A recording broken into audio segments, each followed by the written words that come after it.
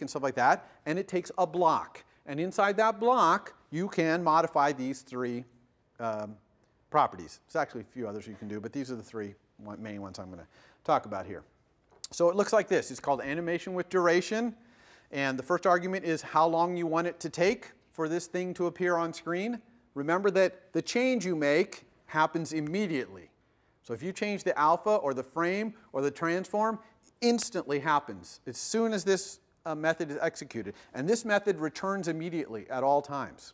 Okay? It does what's in the block immediately. But the appearance of it is going to happen over time, right? It's going to fade in if it's alpha. It's going to move over if it's the frame. It's going to rotate if it's the transform. Okay, that's going to happen over time. Duration says how long to take to do that. Okay?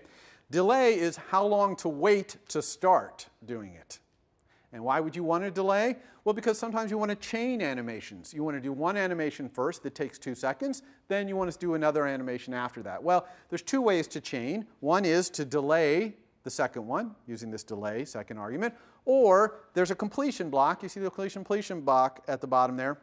You can actually do another animation in that because that completion block is called when the animation completes. All right? Options, we're going to talk about all the options. There's quite a few options for animating. And then there's the all-important animations argument. That is a block. You can see it takes no arguments and it has no return value. In that block is where you change frame, and you can also change center and frame are related, and transform and alpha. Okay? So here's an example of calling it. Right? So I'm saying UI view class method animate with duration. This animation can take 3 seconds. And what I'm going to do is whatever state my view is in, I'm going to make it fade out and disappear. Okay? So you see in the animation block, myView.alpha equals 0. That means fully transparent. Okay? So that is whatever it's at now. Okay? It could be anything. It's going to go from whatever it's at now to 0 in 3 seconds on screen. Okay? But in the code, this happens immediately. Immediately, the view has gone to alpha of 0. It's just that on screen, it's not showing what's currently the state. It's showing this animation. Okay? And notice the completion handler there. Okay? The argument to the completion handler's block is a bool that says whether the animation finished. Why wouldn't this animation finish? Well, some other animation might start animating alpha. Or someone might just set alpha. So if anyone interferes with alpha, then the completion handler will get called. This animation will get interrupted. The completion handler will get called, but the bool there will be no. But if nothing interrupts it and the alpha goes all the way to 0, then this completion handler will be called and the argument will be yes. Yes, it completed. And if that happens, I'm then going to remove my view from the view hierarchy. So what this single line of code does is fades out my view, and if it successfully fades it out, removes it from the view hierarchy. Question? Did kind of the same thing except change the alpha to something else, and you had the delay equal to 3 seconds. It seems like it's right on the edge there. Maybe it happens after this one finishes, or maybe it happens before. Is there? Yeah, so the question is, what if I have another animation that I execute on very next line? Well, first of all, let's say I delay this one, right? So you're saying delay this first call, put the delay in there, delay equals 3 or something? Okay, so delay the second one exactly 3 seconds. Okay, so that'll be fine because the first one will finish instantly right before the second one starts. Okay, because it's a common practice to do exactly that. Have something take 3 seconds and then start the other one with a delay of 3 seconds. So yeah, it'll work. Here's another, oops, I guess I didn't do that example. But anyway, so that is, everyone understand what's going on there? It's really that simple. The main thing to understand is that that alpha would be set immediately to 0. It's just on screen that it'll show. All right, let's talk about some of the options. The first one's an interesting option, begin from current state. So if you set this option on, okay, in the options list, what this means is if there's another animation that's going on that is animating the things I want to animate, then pick up from wherever they are when you do my animation.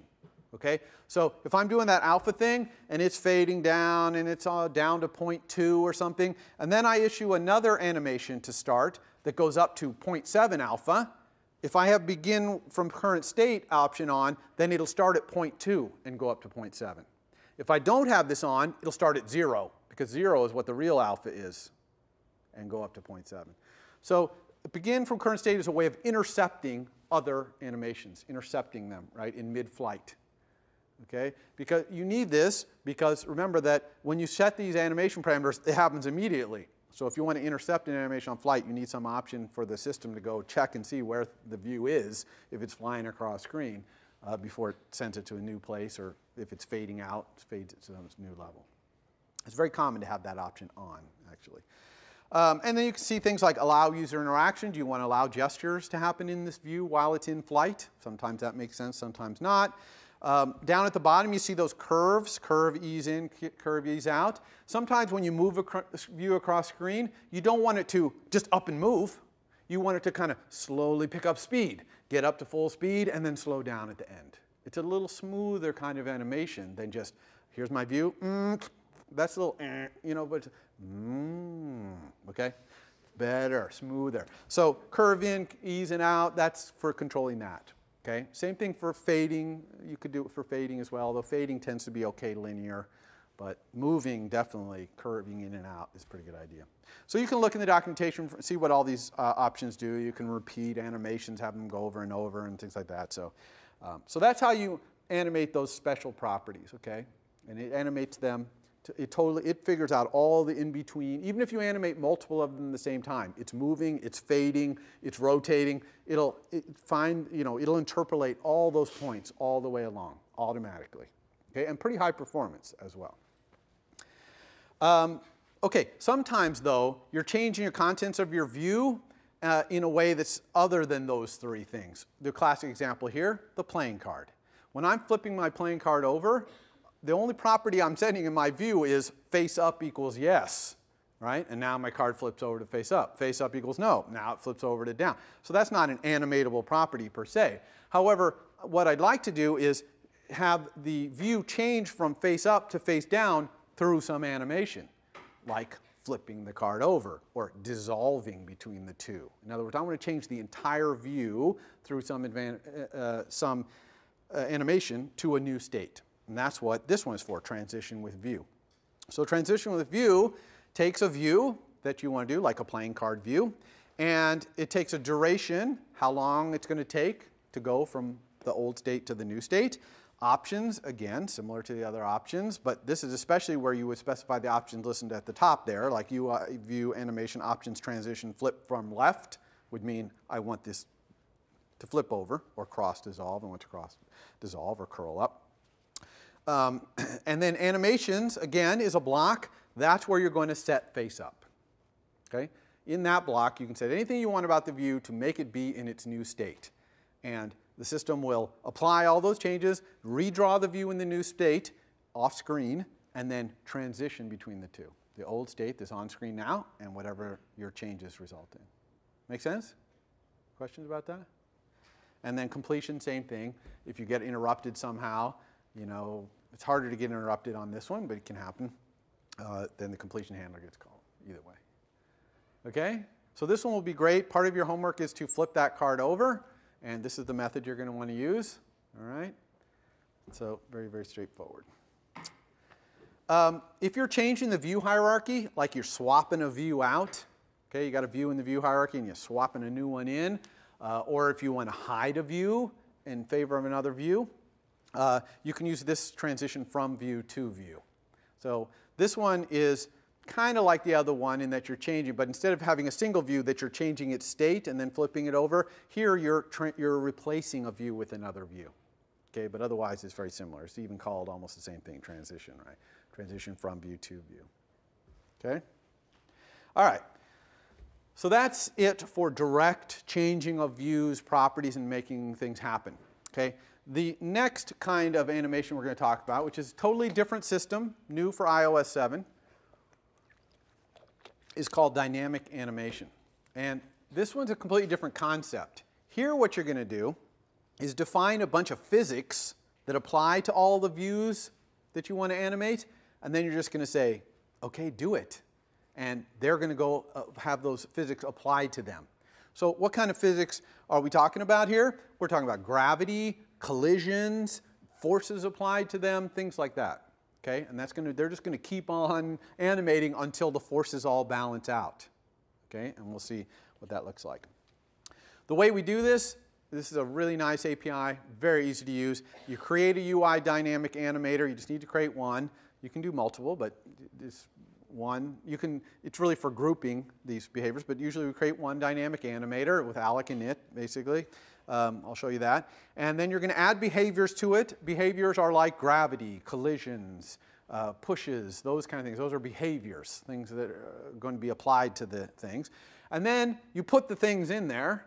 And the things you put in there are UI dynamic items, meaning they respond or they implement that protocol. I'll show you that.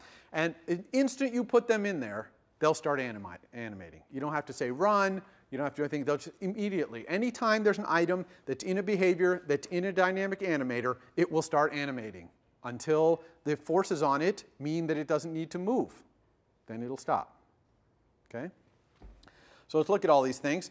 UI dynamic animator, you can just do alloc and init, but when you're doing views, if it's views that you want to animate, you want to do alloc init with reference view. Okay, and init with reference view, you're specifying the top view of a view hierarchy. All the views you animate have to be in that view hierarchy. In other words, they have to be somewhere a subview of this reference view or a subview of that or a subview of that as deep as you want to go, but you have to specify the top level view. Okay? Then you create these behaviors. The behaviors are just alloc init, like UI gravity behavior alloc init, UI collision behavior alloc init, and then you add these behaviors to the animator using add behavior, which is a dynamic animator method. Okay? Couldn't be simpler. And then you add the items to the behaviors, and you do that with add item in dynamic behavior. So an item is just an ID that implements the protocol UI dynamic item, which you can see there below.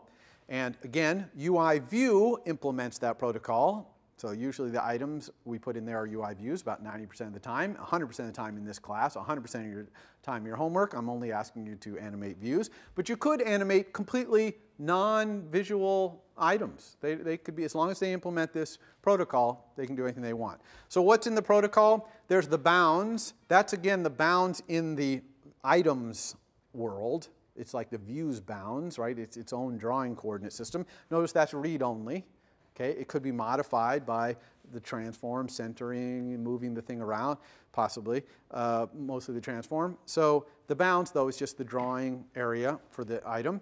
But the center, in other words, the position of the item, and its transform, its rotation and scale, those are read-write. Those can actually be set. They're obviously set by the animator. That's what the dynamic animator does, is go figure out what the center and rotation and scale should be.